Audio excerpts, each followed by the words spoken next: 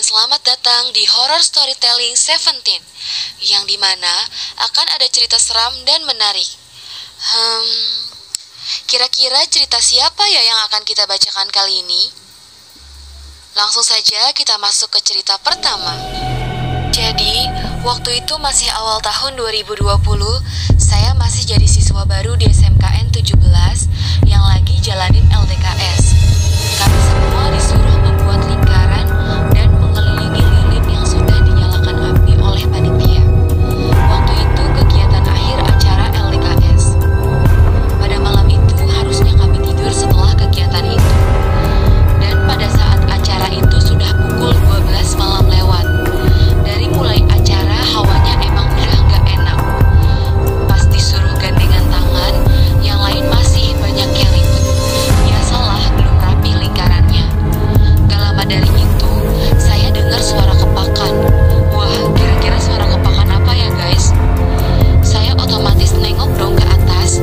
Pas saya nengok tepat dari pohon mangga yang dekat jendela SD, ada yang terbang ke arah kelas 10 AKL. Wah, apa ya guys yang terbang?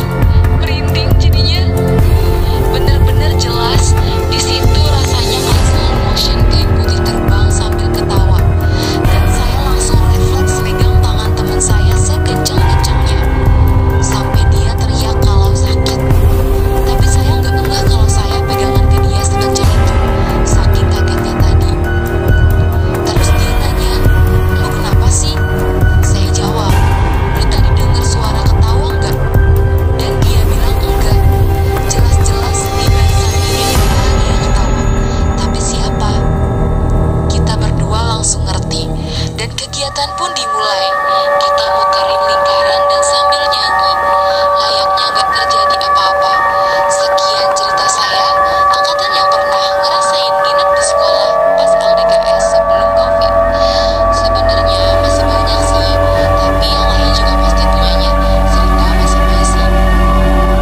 Wah, gimana guys cerita pertama tadi? Tentunya bikin merinding bukan? Baiklah, kita lanjut ke cerita kedua ya guys. Setiap sebelum tidur, aku sering ngeliat ada seseorang warna hitam tinggi di depan kaca rias. Wah, hitam tinggi apa ya guys? Menghadap ke jendela, bahkan aku ngetik ini pun berasa diliatin sama dia. Gak tahu ini halusinasi atau apa. Kalau iya, kenapa berkali-kali? Kenapa aku gak takut? Karena ya aku percaya bahwa kita di dunia ini hidup berdampingan dengan makhluk tersebut. Selama aku gak ngerasa terganggu, ya it's okay. Aku udah cerita juga ke kakak dan orang tuaku. Pas pertama aku cerita ke kakakku, sampai gak berani matiin lampu kamar. Tapi semakin kesini sudah biasa aja. Oh iya, satu fakta lagi, di jendela yang dihadap sama seseorang itu ternyata ada sarang burungnya. Aku gak tahu burung apa, yang jelas ada sarangnya di ventilasi jendela atas. Wah, sarang burung apa ya guys? The bird sounds kinda disgusting. Kalau siang, herannya kalau malam bener-bener diem kayak gak ada apa-apa di situ. Sekian, terima kasih. Wah, gimana guys cerita kedua tadi? Sama-sama menyeramkan dengan cerita pertama bukan? Sama-sama membuat kita merinding. Oke, sekarang kita lanjut ke cerita ketiga. Jadi, ini tuh kejadiannya pas saya masih SMP.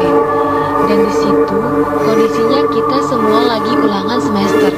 Kebetulan banget yang lagi ngawasin ini guru IPS saya.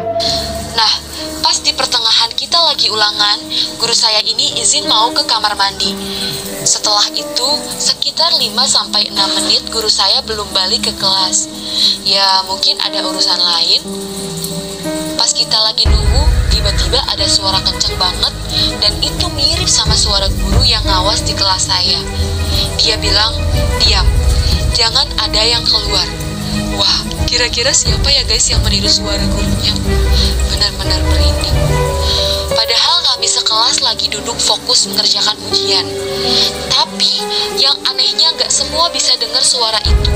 Cuma beberapa anak kelas aja yang bisa dengar termasuk saya. Nah, pas sekelas lagi diskusi tentang suara itu, tiba-tiba guru saya itu masuk dan akhirnya kami tanya, "Maaf Bu, tadi Ibu ibu marahin anak kelas sebelah ya? Nah, guru saya itu jawab sambil kayak bingung gitu. Enggak kok, ibu baru aja naik nih ke kelas kalian. Nah, pas ibu guru bilang kayak gitu, saya dan teman kelas yang denger masang ekspresi kaku. Soalnya suara yang kami dengar itu beneran mirip dan kenceng banget. Sedangkan kelas sebelah diawasi sama bapak guru yang otomatis laki-laki. Tapi suara yang aku dengar ini suara perempuan. Jadi, kalau bukan ibu guru, siapa lagi? Suara siapa, guys? Wah, bikin merinding ya, guys. Wah, ketiga cerita tersebut sangat membuat kita merinding dan menyeramkan, bukan teman-teman? Semoga apa yang diceritakan dan apa yang menjadi pengalaman mereka akan menjadi pelajaran buat kita bahwasannya kita ini hidup berdampingan dengan mereka. Yang terpenting adalah kita saling menghargai dan menghormati dan tidak saling mengganggu. Oke, selamat berjumpa kembali di episode Horitin selanjutnya. Dah.